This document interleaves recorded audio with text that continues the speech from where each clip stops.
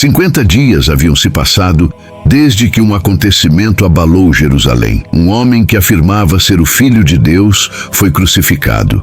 E depois, muitos diziam, ressuscitou. Durante esses dias, os discípulos de Jesus permaneceram escondidos, confusos e esperançosos. Algo havia mudado. Ele apareceu a muitos, comeu com eles, ensinou e antes de subir aos céus, deixou uma promessa: ficai na cidade até que do alto sejais revestidos de poder. Lucas 24:49. O tempo corria. A cidade se enchia de estrangeiros para a festa de Pentecostes, mas em uma casa comum, 120 pessoas estavam esperando algo invisível. Não sabiam quando, nem como. Só sabiam que o céu havia feito uma promessa, e o céu não mente. Então, aconteceu, sem aviso, sem preparação. O som de um vento violento invadiu o lugar. Mas não havia vento, era só o som. Um barulho ensurdecedor, como se os céus estivessem se rasgando. E algo ainda mais estranho. Línguas de fogo pousaram sobre cada um deles, mas não os queimaram. Em vez disso, os encheram. Eles começaram a falar, não em murmúrios, mas em vozes altas, claras, em línguas que não conheciam. Aquela pequena sala, antes silenciosa e cheia de expectativa, agora se tornara o palco do sobrenatural. O Espírito havia chegado. O barulho chamou a atenção. Primeiro dos vizinhos, depois das ruas inteiras. A multidão que estava em Jerusalém para a festa começou a se aproximar. Gente do Egito, da Grécia, da Mesopotâmia, da Capadócia. Todos vieram ver o que estava acontecendo. Ali estavam eles, homens e mulheres simples, galileus, pescadores, artesãos, falando nas línguas das nações. Mas como? Como camponeses do norte de Israel podiam falar idiomas que nunca haviam estudado? Cada estrangeiro ouvia a mensagem em sua própria língua e todos diziam o mesmo. Estão falando das grandezas de Deus. Atos 2:11. A perplexidade virou acusação. Alguns zombavam. Estão bêbados. Mas havia algo errado com essa explicação. Aquilo não era loucura. Era muito claro, muito direto, muito poderoso. Não era gritaria vazia. Era como se um fogo interno tivesse se acendido e agora explodia em palavras que ninguém conseguia conter. E então, no meio do alvoroço, uma voz se levanta. Uma voz conhecida, um homem marcado pela vergonha de uma negação, mas agora cheio de coragem. Era Pedro. Pedro subiu diante da multidão. Milhares à sua frente, nenhum microfone, nenhum palco, só a fé e um espírito que agora habitava dentro dele. Ele começou citando o profeta Joel.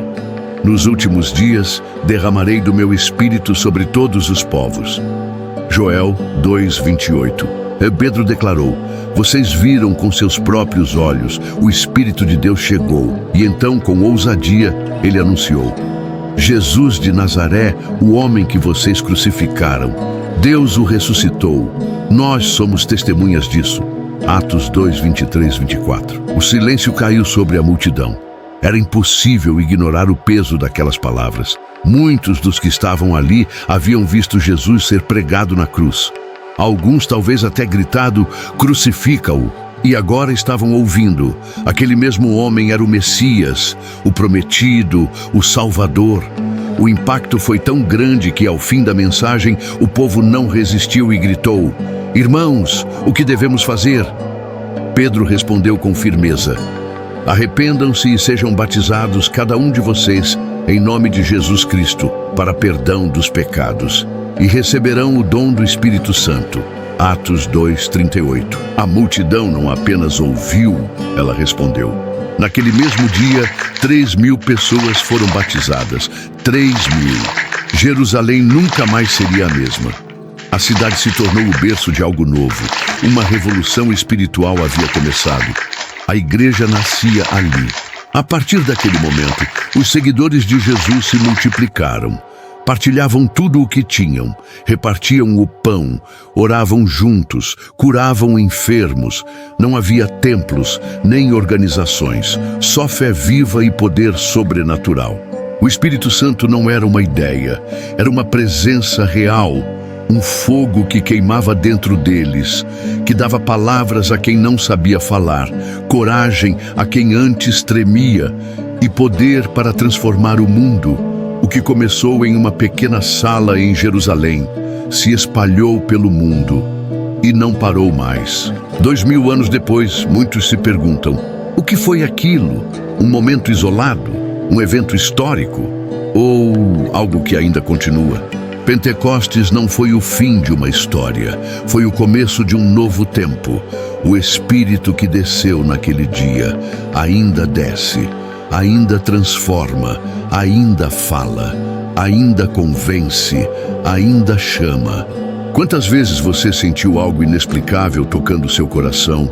Um chamado, um arrepio, uma voz que não era sua? Talvez isso seja Pentecostes batendo à sua porta. A Bíblia diz: a promessa é para vocês, para seus filhos e para todos os que estão longe. Atos 2:39. Talvez você esteja mais perto desse fogo do que imagina. O céu ainda desce. A pergunta é: você está pronto para receber? Gostou dessa incrível história? Deixe seu like, compartilhe com seus amigos e inscreva-se no canal para mais conteúdos bíblicos. Fiquem com Deus.